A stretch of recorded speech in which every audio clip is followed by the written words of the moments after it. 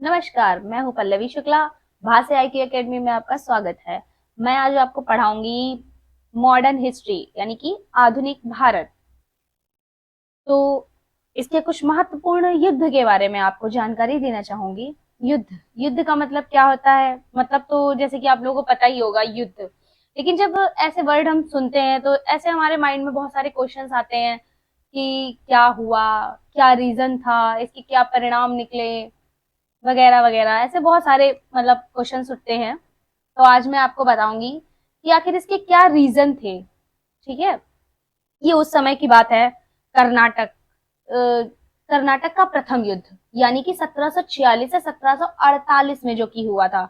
उस टाइम जिस समय हमारे देश पे कई शक्तियों का राज था। तो जैसे कि उस समय ये युद्ध जब हो रहा था, कर्नाटक का प्रथम युद्ध, इसमें कौन दो सेनाएं लड़ रही थी? एक तरफ थे अंग्रेज और दूसरी तरफ से फ्रांस। और ये दोनों कहाँ के देश हैं? ये यूरोप के देश हैं। और किसके लिए लड़ रहे थे? ऑस्ट्रिया के लिए लड़ रहे थे। ऑस्ट्रिया के उत्तराधिकार के युद्ध के विस्तार के लिए लड़ रहे थे। लेकिन ये लड़ वहां रहे थे, लड़ाई वहां कर रहे थे, लेकिन इसका पूरा कहीं ना कहीं कुछ इफेक्ट जो है हमारे भारत पर भी दिख रहा था। तो अंग्रेजों की तरफ से जो नेतृत्व कर रहे थे उसका नाम था बॉर्नेट, और जो फ्रांसीसियों की तरफ से नेतृत्व कर रहे थे उसका नाम था डुप्ले। फिर जो कर्नाटक में जैसे कि हुआ, जब कर्नाटक में क्यों हो रहा था उसका मैं आप लोग को रीजन बताऊंगी। इसको हम सेंट थॉमे का युद्ध भी कहते हैं। ठीक है। तो इसके बारे में मैं अभी आपको आगे बढ़ के बताऊंगी।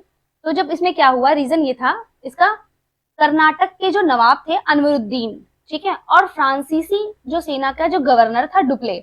ये डुप्ले गया तो नवाब के पास में, कह रहा था सर प्लीज आप मेरे जहाजों की रक्षा कर लीजिए, आप तो राजा हैं, आपके पास सेना भी है, सब कुछ भी है, तो क्या आप हमारे जलपोत की रक्षा कर सकते हैं? प्लीज हम आपसे रिक्वेस्ट कर रहे हैं, हमारे जलपोत की आप रक्षा कर लीजिए। तो भाई राजा था, राजा बोला हाँ भाई क्यों नहीं, मैं आपके जहाजों की रक्षा बिल्कुल करूंगा, बिल्कुल अवश्य। भाई वो मान गया। लेकिन ठीक है, लेकिन अब अंग्रेज और फ्रांसीसियों की तो आप जानते हैं जैसे किस तरह उनकी लड़ाई चल रही थी, एक दूसरे से गुस्सा थे बहुत ज्यादा।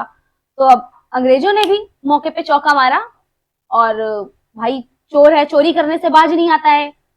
तो ऐसे ही क्या हुआ कि अंग्रेजों ने फिर फ्रांसीसियों के जलपोत जो थे उन्हें हड़प लिए, उन्हें चुरा लिया। और जब उन्हें चुरा लिया तो जब किसी की चोरी, मतलब किसी का सामान अगर चोरी हो जाता है तो जो भी सी बात है हमें बहुत गुस्सा आता है। और अगर पता भी चल जाए किसने किया है तो और भी ज्यादा हमारे मन में एकदम गुस्सा पनपता है। तो वही हाल हुआ फ्रांसीसियों का। फ्रांसीसियों को बहुत गुस्सा आया, लेकिन उन्होंने हार नहीं मानी। उन्होंने सोचा कि क्यों ना मैं किसी और से अपनी मदद ले लूं। फिर वो गए मॉरिशस, जो कि हिंद महासागर में एक देश है। मॉरिशस द्वीप टापू बोल सकते हैं इसे। तो वहां गए, वहां के जो फ्रांसिस के जो वहां के गवर्नर थे, मॉरिशस के, सॉरी, जो मॉरिशस के गवर्नर थे उनका नाम था ला ब्रूडेन। ठीक है, उनसे गए, उनसे सहायता मांगी। अब क्या करें, मजबूरी में तो गधे को भी बाप बनाना पड़ता है। तो क्यों ना फिर कहा कि मतलब अब उनसे भी रिक्वेस्ट की जाकर कि सर आप मेरे जहाजों की प्लीज रक्षा कर दीजिए, या जो भी सहायता मांगी। अब जहाज तो उनके जा चुके थे तो वो मुद्दा तो यहाँ आएगा नहीं। अब इन्होंने कहा कि मद्रास, जो कोरोमंडल तट है, तमिलनाडु का क्षेत्र, उधर उसको कोरोमंडल तट बोलते हैं, समीप सीमा क्षेत्र जो है वो कोरोमंडल तट बोलते हैं। वहां पे एक क्षेत्र है मद्रास राज्य। तो वहां पे कहा कि हमारे मतलब उसकी मुझे मतलब चाहिए। तो ये क्या हुआ, लाबुडेन गए एकदम अपने 3,000 सैनिकों के साथ में, एकदम कटपट कटपट कटपट कटपट गए और एकदम मद्रास पे अधिकार कर लिया। लेकिन कहते हैं ना, लालच मन में बहुत जल्दी पनप जाता है, क्यों ना बहती गंगा में हम भी हाथ धुल ले। तो इन्होंने क्या किया, लाबुडेन ने, जो मॉरिशस के गवर्नर थे, इन्होंने क्या किया, अंग्रेजों को फिरौती लेने को कहा और उनको 40,000 पाउंड उनसे ले लिया और अंग्रेजों को मद्रास लौटा दिया। भाई इन्होंने भी तो धोखा दे दिया। अब क्या होता है, फ्रांसीसियों का दिल पूरी तरह से टूट जाता है। कितने वादे, कितनी मतलब कस्में भी खाई गई, लेकिन सारी कस्में वादे सब टूट गए। वो वाले कस्में नहीं, आप लोग समझ रहे होंगे, यहाँ पे हमारी दूसरी कस्में और वादे चल रहे थे युद्ध से लेकर। अब वो सब टूट गए। फिर क्या होता है, ऐसे ही बात खत्म हो जाती है। लेकिन फिर भी कहीं ना कहीं अंदर गुस्सा एक पनपता रहता है, जो कि फिर ये निकलता है एकदम सेंट थोमे का युद्ध। अभी मैंने आपको रिपीट करा था, सेंट थोमे का युद्ध ये भी हुआ था 1748 में। इसे कर्नाटक का सर्व प्रमुख युद्ध भी कहा जा सकता है, कहते हैं। ठीक है। और ये किसके बीच में होता है, ये होता है एक्चुअल कर्नाटक में, और इसमें दो लोग लड़ रहे होते हैं, फ्रांसीसी सेना और कर्नाटक के नवाब अनवरुद्दीन की सेना के बीच ये लड़ा जाता है। ऐसे ही युद्ध होता है, फौज इधर लड़ती है उधर लड़ती है। युद्ध में तो आपको पता है कोई जीतता है कोई हारता है, लेकिन इसमें क्या होता है, किसी की जीत नहीं होती है। ये युद्ध एक्चुअल में समाप्त होता है जाकर एक संधि पे, क्योंकि अगर निर्णायक नहीं निकला है, किसी एक निर्णय नहीं निकला, एक पक्ष जीता और हारा नहीं है, तो एक निर्णय तो उसको किसी न किसी तरह रोका तो जाएगा ही। तो उससे इस संधि से समाप्त किया गया। वो संधि होती है 1748 में। उस संधि का क्या नाम है, एला शापले की संधि है, भी होती है 1748 में। और ऑस्ट्रिया का युद्ध यहीं पे समाप्त हो जाता है, और कर्नाटक का प्रथम युद्ध भी यहीं पे इति सिद्धम।